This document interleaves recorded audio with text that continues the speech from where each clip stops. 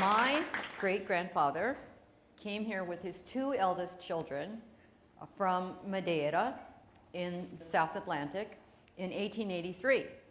My great-grandmother, who was, as usual, pregnant, stayed back in Madeira, and then she brought the the six other children. And then my grandmother was the firstborn in Hawaii, and then her little brother Henry. Well, about the time my grandmother was old enough to hold a spoon and stir something in a bowl, all her elder brothers were working in the plantation. Her father was working in the plantation. Her eldest sister had married and left. And her mother, who was about 4'9" and pushed out 10 kids, was just a little bit tired.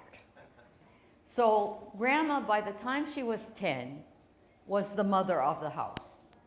And she took care of Henry, and she took care of her elder brothers, and she took care of her father.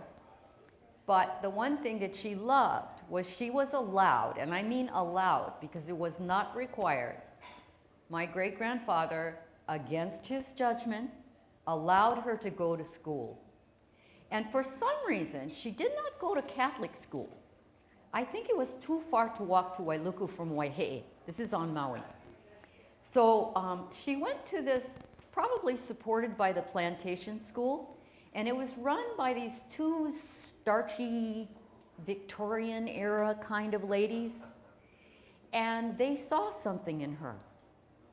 And early on, they began to encourage her that she should not follow the traditional path for a Portuguese woman, which is, by the time you're 15, you better be engaged, girl, and by the time you're 16, you better be pregnant. And then you get married. You know? And so they were telling her she could be a teacher. Third grade came.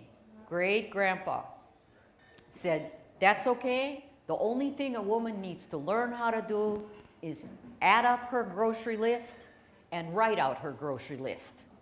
And you know how to do that, so forget them. I'm taking you out of school. I need you at home. I have my grandmother's diaries from her teenage years.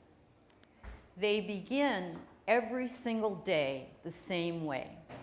She says her prayers, she feeds her canary, and then she goes, her brothers having started the fire in the masonry oven, the forno, and bakes bread.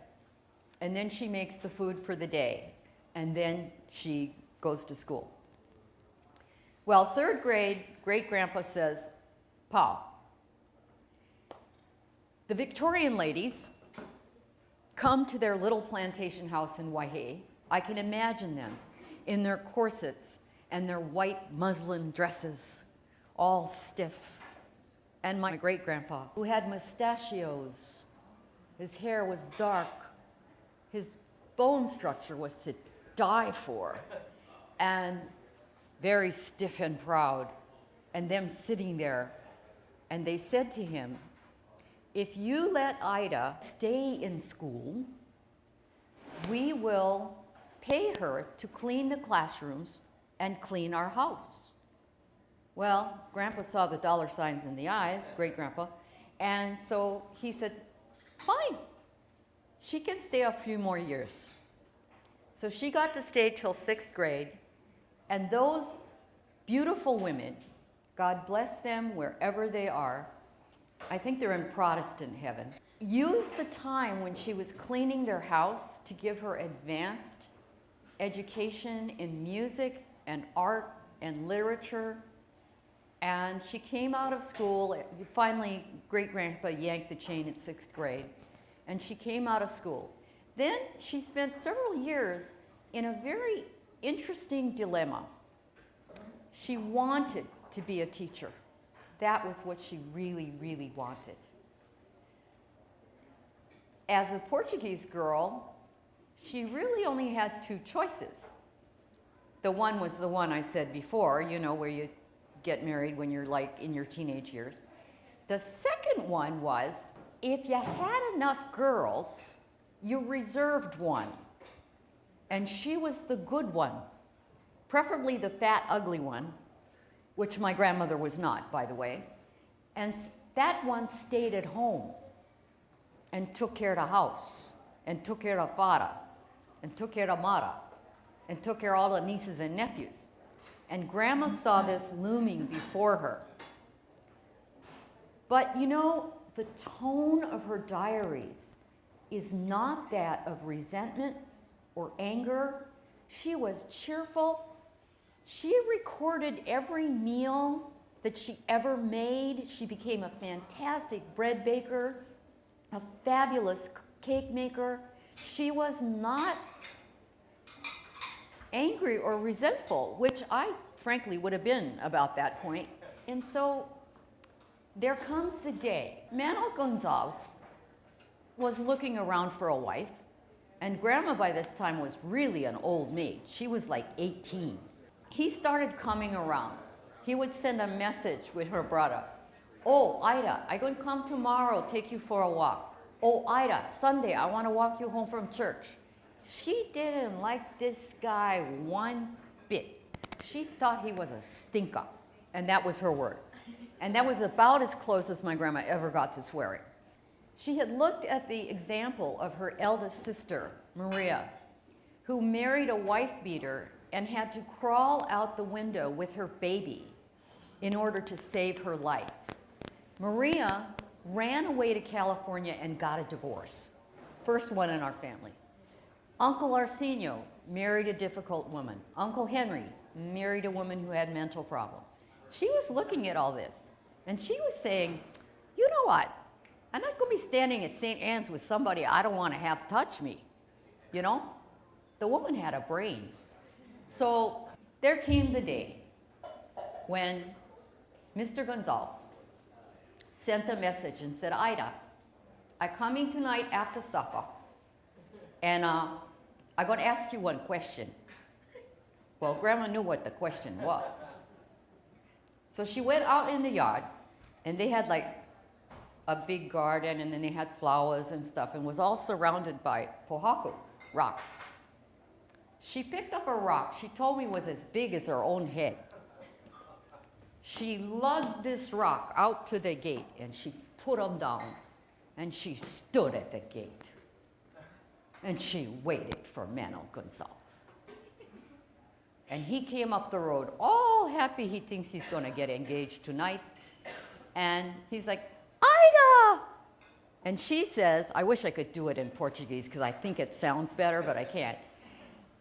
She said, Manuel Gonzalez, you come one step closer, I'm going to throw this rock. He comes one step closer.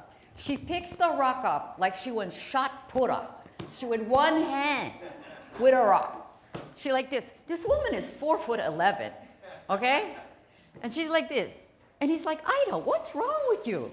And she said, I don't want to hear your question.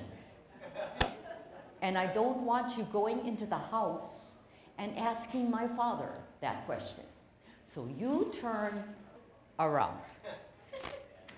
Well, thank God Manuel was a coward and he turned around.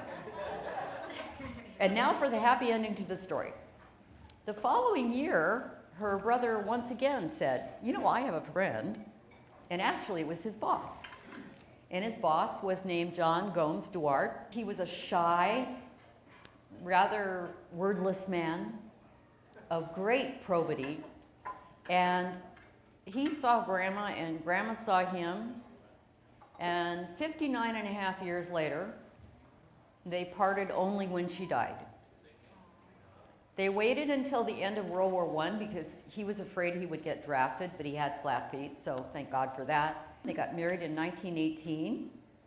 They had one son who died young, and then they had my mother, and then came me.